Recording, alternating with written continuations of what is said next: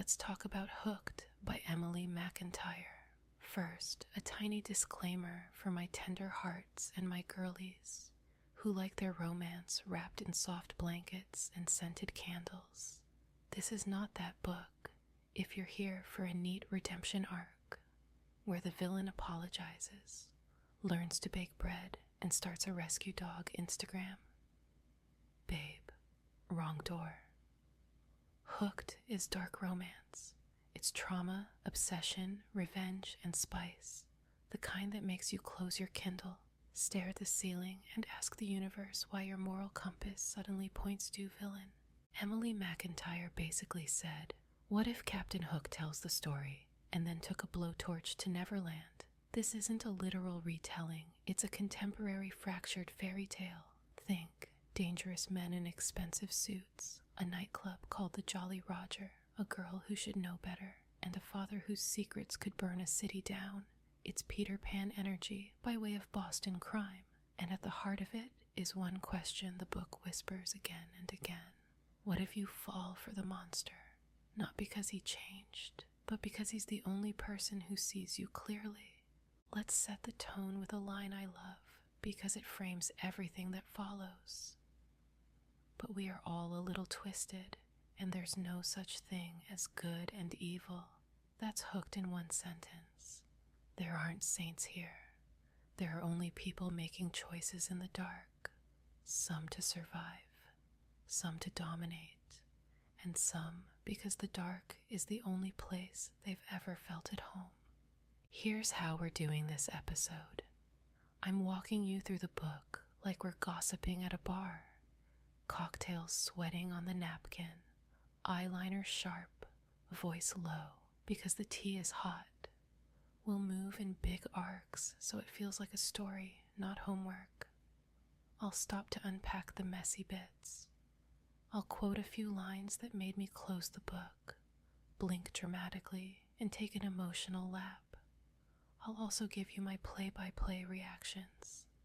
The girl run warnings, the this man is a red flag carnival speeches, and the moment I reluctantly join Team Villain because apparently my standards evaporate when a British accent says darling.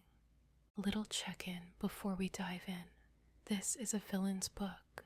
James Barrie, Hook, does not audition to be your boyfriend. He is magnetic, terrifying, meticulous, and broken in the way that turns cruelty into a language. Wendy Michaels, our heroine, is not naive. She is brave in a quiet way, loyal to a fault, and hungry for something that feels like aliveness after years of being ornamental in her father's empire.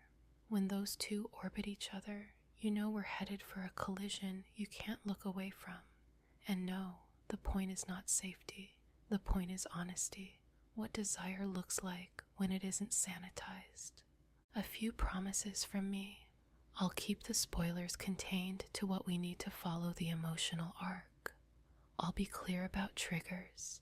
And yes, we will absolutely talk about the spice. Because listen, if a man with a voice like Midnight says, good girl, while pinning you to a wall in a three-piece suit, you are not thinking about tax season. You are handing your common sense to the coat check and tipping extra. Deep breath, lip gloss on. Let's set the chessboard. Part 1. The setup. We open with Wendy Michaels, 20 years old, living in the long shadow of a father who's a legend in the corporate world and a ghost at the dinner table.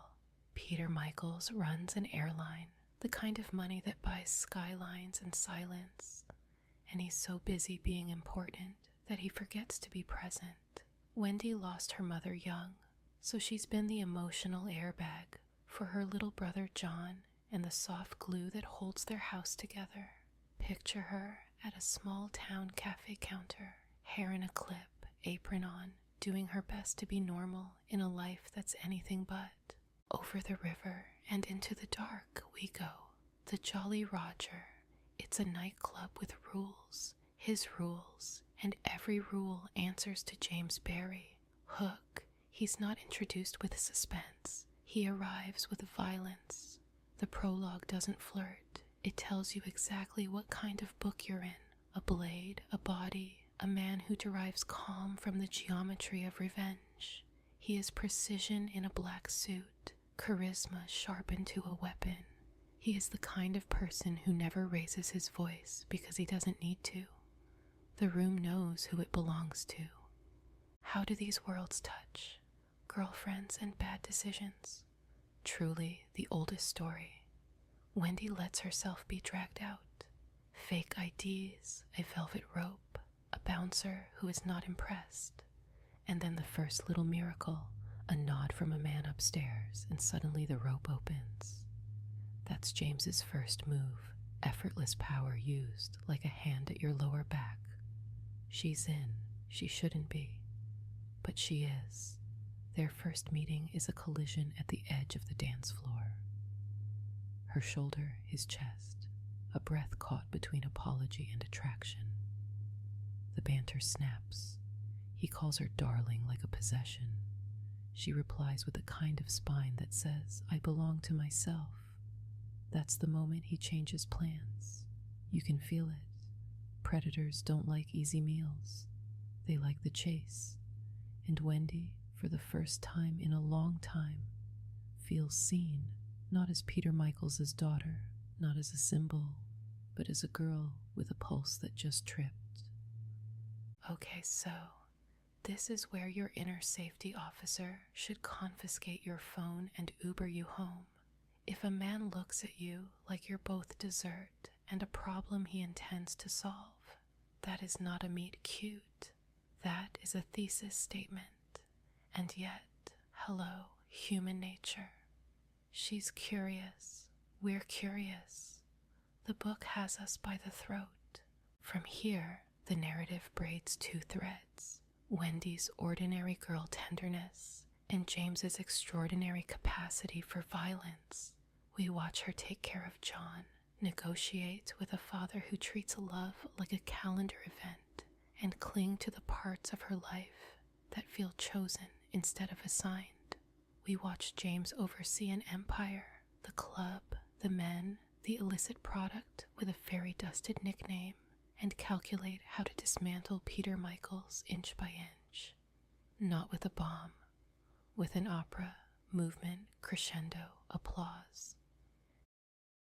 And then comes one of my favorite early beats, the coffee shop. It's the morning after the night out, the sun unflattering and honest, and Wendy is back at work. A rude customer weaponizes entitlement at her. She slips on a spill, burns her hand, embarrassment ringing in her ears. And in sweeps James, not like a knight, like a storm front. He doesn't soothe, he corrects. He folds the man with a few words and a look that says, your life expectancy shortens when I'm bored. Is this healthy? Nope. Did I smile? Absolutely. Because in fiction, the ID gets a playground. Watching a bully eat consequences in real time scratches something primal. More importantly, that scene tells you what James is like with Wendy, territorial, observant, a little unhinged in the way people who grew up swallowed by fear can be when they finally own a room. He doesn't just want her attention, he wants her safety under his jurisdiction. He wants to be the solution to problems she didn't know she had. Wendy isn't an easy sell. She pushes back. She refuses the date. She refuses the name. She calls him on his arrogance and keeps her chin tilted up. And he smiles like a man who just found a new favorite sport. This is their chemistry. Power meeting will, control meeting curiosity. Two people who should not make sense and yet absolutely do, because they're both lonely in recognizable ways, and loneliness is a superhighway to bad decisions.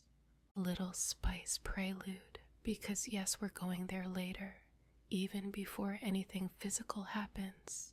The tone is set, the way he stands too close, the way she steps back but doesn't leave, the way he touches her hand like a promise instead of a request. If your stomach did a gentle Olympic flip, Congratulations, you are a reader of dark romance. Your seatbelt is the highlighter cap. Part 2. The web tightens. Once James notices Wendy, he doesn't forget. Men like him catalog. He clocks the details. Where she works, what she wears when she's trying to feel brave, who her friends are, what time she locks her front door. On paper that sounds terrifying, because it is. But in the logic of this genre, it's courtship conducted with surveillance and very good tailoring. He is both the threat and the bodyguard, and Wendy is the first person in years to make him feel something that isn't fury. That mix, volatile. The coffee shop incident lights the fuse. After he removes the human hazard from the premises, I will not ask follow-up questions about the basement of the Jolly Roger, Your Honor. James switches tactics. He starts appearing in Wendy's world in ways that feel like coincidence until they don't. A ride home that wasn't asked for, but arrives right when the night feels longest. A text that reads like an order, but lands like relief. A question asked in a voice that is not used to hearing no, and yet he keeps offering her the chance to say it. Let's talk about Wendy's interiority here, because it's important. She is not blind to the danger, she is itchy with it, but danger is different from harm. The harm she knows, the drip of a father's absence, the humiliation of being treated like an accessory to a powerful man's life. The danger James brings is electricity. It is the difference between being ignored and being watched by someone who has memorized you. That is intoxicating, especially if you've spent years fading out at the edges of your own story. Another crucial thread tightens. Peter Michaels. He's not simply neglectful. He's actively entangled with the kind of business that never makes it to glossy magazine profiles. There are whispers about distribution, leverage, partnerships that look legal from 10 feet away. James knows the rod up close. He's been studying Peter since he was a boy, and now the man he hates has moved into his city. The revenge clock starts ticking, and every second is a drumbeat in James's blood. One of the sharpest scenes in this act is a conversation where James frames the world exactly as he sees it, not in moral binaries, but in power. He doesn't claim goodness, he claims inevitability. Monsters aren't born, he says, they're engineered, and then they do what they were built to do. Wendy pushes back, bless her, because she still believes choice matters. She still believes love is a verb you do with your hands, not a hunger you inflict. And that disagreement becomes their most intimate dance. He wants to convince her that surrender is safety. She wants to believe that boundaries are love. A little spice warm up, the first charged touch that isn't about protection, but possession. Fingers at the throat, not to frighten, but to anchor. A mouth near the ear, words delivered in a whisper that feels like a secret and a dare. Look at me when you say no. Did I put the book down? Yes. Did I pick it back up immediately? Also, yes. This is where the author writes tension like wire, pulled tight enough to sing. You are half praying for impact, half terrified to get it. Meanwhile, James does what he does best, orchestrates. He tests the men around Peter. He sends messages. He makes a meeting fail without ever leaving fingerprints, and he starts to fold Wendy into the geometry of his plan, not as a hostage, not as bait, but as a constant. He wants her within reach. He wants to know where she is when he starts the fire. He wants to be the one who brings her water after. And Wendy, she starts telling small lies to herself, the kind you tell when your heart is stepping somewhere your brain won't approve. It's just dinner. It's just conversation. It's just a kiss, and it doesn't have to mean anything. If you've ever tried to out-negotiate your own desire, you know this stage. Spoiler: desire has a lawyer, and she is ruthless. Let me be the friend in your ear for a second. When the man you're drawn to is actively at war with your father, maybe do not let him learn your favorite coffee order and the exact way you flinch when someone raises their voice. But fiction is the playground where we can follow the thread all the way to the knot and see what it ties to. So we keep going.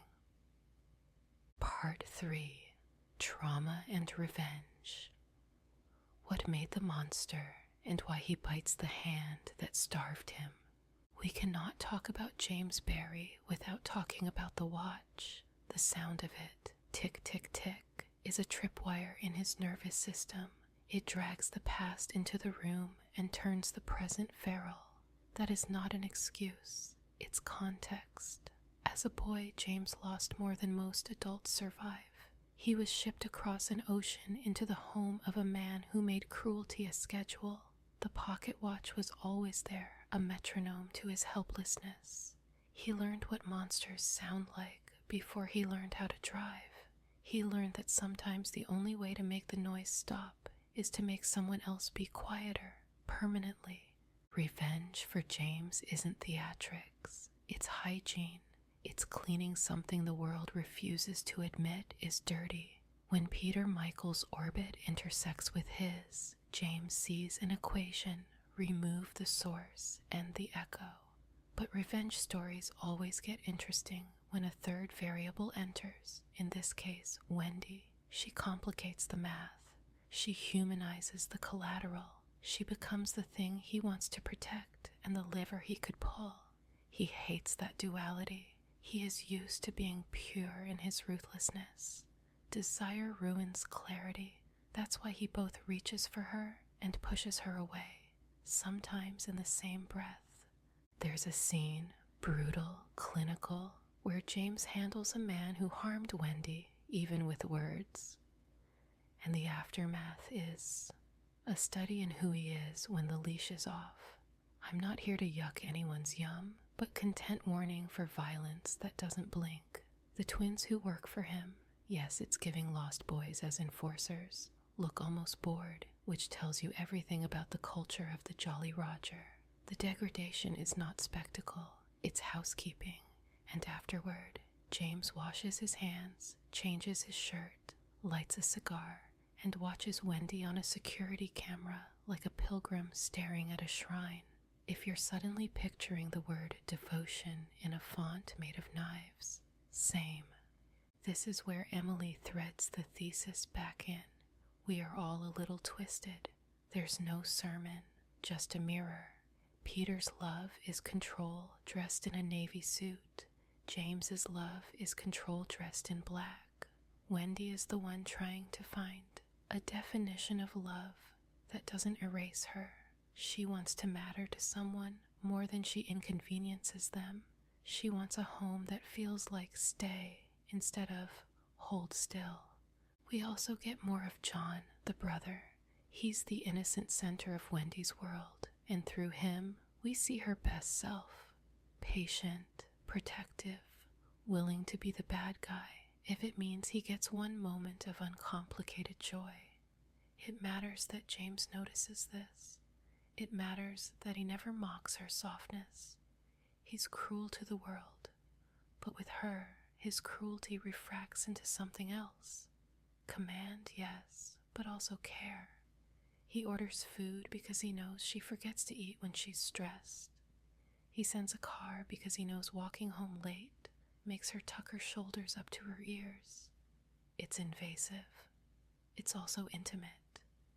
Two things can be true and often are in this book. Now, the revenge machinery starts to roar. James maneuvers to get Peter in a room. Respect is currency here, and Peter arrives with counterfeit. He sends an underling. He tries to play distance as dominance, and James takes it personally, not because his ego is fragile, but because disrespect is a tell. A man who won't look you in the eye is a man who believes he can lose. James files that away. He smiles. He adjusts the plan. He decides that when Peter finally does come face to face, it will be on James's terms, in James's city, under James's lights. But wait, let's talk craft for a second. Emily writes James in a way that invites empathy without demanding it. The flashbacks are spare but sharp. The triggers are sensory. Watches, crocodile skin boots on hardwood. The smell of an office where the door never meant safety. It's well done because it doesn't try to make him a hero. It just makes him legible. And legible villains are the most dangerous kind, on the page and in life.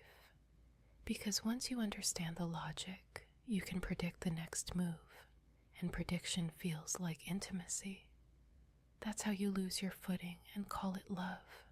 By the end of this act, Wendy has stepped across a line she can't uncross. She knows exactly who James is and wants him anyway, not because she's masochistic, because he's honest in a way the rest of her life isn't. He never pretends to be safe.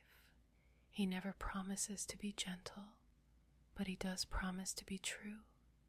And sometimes truth is the kink. Sometimes certainty is the kink. Sometimes the kink is the way he says her name, like he filed the vowels to a fine point and plans to cut through her defenses with them. Part 4. Dark Descent. Obsession turns intimate. Okay, breathe with me. This is the section where tension cashes its checks.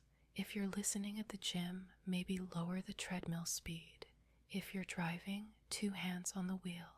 We are entering the part of the book where want becomes action and the writing leans into heat without pretending it's anything else. First, consent and control. James is a dominant personality in business, in rooms, and very much in bed. The book makes space for that dynamic by anchoring scenes in eye contact, verbal cues, and the push-pull of power that both characters recognize. This matters. Even when it's rough, the current is, I see you, I'm choosing this, keep going. And for Wendy, who has spent years being acted upon by her father's career, by the expectations of a last name, the act of choosing, of saying yes on purpose, is part of the high. The first real scene, you'll know it when you get there, arrives like a thunderstorm you could smell coming 20 pages ago. Wall, hands, breath, that infamous voice at her ear. My notes say, had to stand up and look out a window like a 19th century widow. The choreography is equal parts worship and ruin. He handles her like something precious and like something he intends to keep, not contradictory in his lexicon. When he murmurs, look at me, you will in fact look at nothing else for a full minute. Direct quote cameo. You're mine, darling. I know. Did I pause reading to hydrate? Deeply. Did I judge myself? Briefly. Did I continue? With enthusiasm. Here's what I appreciate about how Emily writes these chapters. The spice isn't a detour. It advances the plot. After that first night, choices get stickier, boundaries blur. Wendy starts telling bigger truths about what she wants, about how lonely she's been, about the way James's attention feels like sunlight even when it burns. James, for his part, gets reckless in exactly one aspect of his otherwise lethal life. Her. He moves meetings. He delegates violence. He lingers. A man like that lingering is a confession. A little comedic relief because I am who I am. There is a bed frame somewhere that did not sign up for what happened to it. If you hear a faint creak in your memory, no you didn't. Also, chiropractor on speed dial. Queen, stretch your hip flexors. Hydrate. Maybe a magnesium supplement. Dramatic aside, some scenes carry genuine ache When James touches her like he's memorizing a map back to himself. When Wendy realizes she can crave a person and keep her soul. Those are the beats that make the spice mean something. The ache is the point. If it were only heat, we'd forget it by next week. It stays because it's tethered to need. Not every moment is soft. There are scenes where the power imbalance throws a shadow. James can be cruel when he's scared. He can weaponize silence. He can deliver orders in a tone that only men who own rooms use. And Wendy, human, stubborn, bright, sometimes bites back with words that hit the bruise instead of the problem. They hurt each other. Then they choose each other again. That repetitive choosing becomes a pattern, not always healthy, but consistent. The book doesn't hide from that. It lets you sit in the discomfort. You decide what you can live with. That's adult romance. Not everyone needs to choose the same thing, but everyone should understand what they're choosing. Let's drop a few more micro quotes for flavor. Nothing spoilery, just the vibe. Good girl, eyes on me, say it. And the softest Wendy delivered like a prayer he refuses to believe in but can't stop saying. If your spine did a polite shimmy, same. And because you asked for both playful and dramatic, playful me wants to report that at one point I had to put the book in the freezer, friend style. Dramatic me wants to confess that another scene made me close my eyes because the intimacy felt like eavesdropping on a secret, not filthy, just naked. The writing uses proximity like confession. A palm at the back of the neck becomes a thesis about trust. A bitten lower lip becomes a pact. I will be brave inside this moment with you. Of course, this is not a standalone fantasy. The outside world keeps knocking. Business bleeds into bedrooms. The revenge plan creeps in at the edges of pillows. James keeps saying he can keep the two worlds separate. We know he's lying. Wendy knows it too. But she wants to believe him again, just once more. Desire makes geniuses of our hope and fools of our calendars. The clock keeps ticking anyway. Speaking of clocks, the watch returns. Triggers don't vanish just because someone loves you in the dark. There's a scene where the sound slices through a tender moment and turns James into teeth. He doesn't hurt her, he runs. That's important. He removes himself from the room to keep the room safe. Growth, but the kind that looks like loss. Wendy sits with the aftershock and realizes that loving him means loving his ghosts, not excusing them, not fixing them, just knowing they live in the same house. And dear listeners, this is where the book asked me a question I did not want to answer.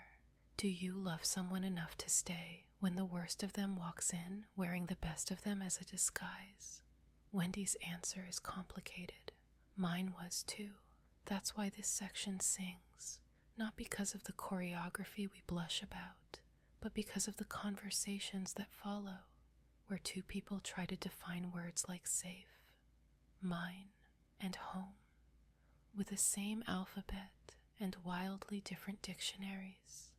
Eventually, the intimacy becomes untenable without truth. James tells more. Wendy demands more. And the moment he finally says the quiet part out loud, about Peter, about the plan, about the end game, the romance tips from breathless to brink. Part 5. The climax and fallout. Love as a choice inside a house on fire. Everything that's been simmering decides to boil. James tightens the noose around Peter's operations. Allies flip. Money goes missing on purpose. A meeting is finally called, where respect can no longer be outsourced to assistants. If this were a different story, we'd walk into a boardroom and walk out with a merger. Here, the table has steel underneath, and there's a drain in the floor. Choices become confessions. Wendy stands at a crossroads, the man she's come to love versus the father she's spent years trying to love, enough for both of them. It's not a fair fight, and the book knows it. One gives her honesty that cuts. The other gives her promises that evaporate. She picks herself first, or tries to, and for a few pages we live inside that brave choice. She goes still. She goes quiet. She takes care of John. She tells herself she can build a life that doesn't include a man who turns violence into a grammar. She almost believes it, but the city moves like a chessboard no one can step off. A betrayal stings in the exact place James trusted. A name gets whispered in the wrong ear. The twins do not smile. Rue, the mentor with the dyed red hair and the gambler's grin, reveals why older men who love their legacies more than their sons make the worst fathers in any species. I said what I said. The stage is set for a scene that made me physically lean back from the page. James and Peter, finally in the same room, oxygen arguing with gasoline. I won't spoil choreography, but I will say this. The violence, when it comes, is not operatic. It is businesslike. The mercy, when it arrives, is not grace. It is strategy. And Wendy, caught between, makes the hardest choice any heroine makes in a dark romance. She decides what version of herself can live with the aftermath, not what version of James she wants, not what version of Peter she misses, what version of Wendy doesn't choke on the mirror. The fallout is exactly what the book promised in chapter 1. Messy, no white knight ride-offs, no sermons, no judge slamming a gavel and naming a winner.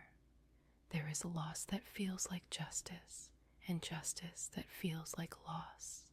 There is a bruised tenderness I did not expect, and a quiet scene with John that reminded me why the center of Wendy's compass never really moved, even when the rest of her life spun like a coin. The quote returns here, and it lands differently. There's no such thing as good and evil. After everything, I hear it not as nihilism, but as a dare. If we refuse the simple story, we have to write a better one, in pencil, with erasers, with apologies, and changed behavior and boundaries that actually hold. Does James get redemption? The book says that's the wrong measure. He gets choice. He gets a woman who sees him and refuses to be a casualty of his anger. He gets the work, not the award. If you need neat bows, you will be frustrated. If you prefer your endings honest, you'll exhale and feel your heartbeat slow. And because you asked for spice commentary all the way through, yes, even here, the tenderness carries heat. After you survive the worst night of your life with someone, kissing them can feel like counting your ribs and finding all of them still there. There's a scene, soft, stunned, where touch says what language can't. No grand declarations, just two people who almost lost the right to try, choosing to try anyway. Wendy does not become smaller to fit a man. James does not become harmless to fit a fantasy. They build a thing that looks like reality's version of a fairy tale, not perfect, not pure, but possible. And sometimes possible is the bravest happily ever after we can tell. Wrap up, verdict, vibes, and who should read this? So where did I land?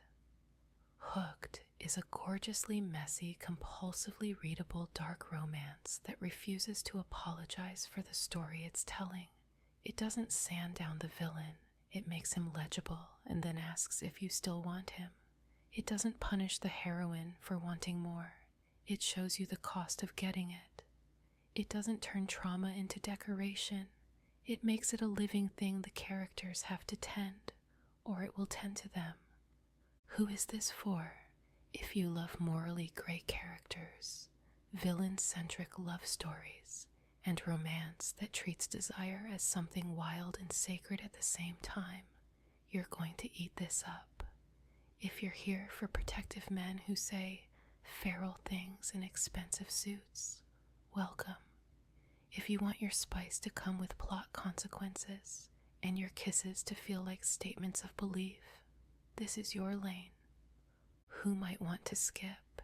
If you need redemption arcs that sparkle, heroes who never raise their voices, or worlds that resolve into law and order, this will needle you.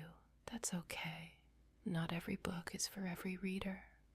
But if you're curious, if you've ever side-eyed your own taste because your heart accelerated when a fictional villain said, "Good girl," consider this your permission slip to explore with care, with self-knowledge, with the understanding that fiction is a sandbox where we can build castles and kick them down without hurting real people.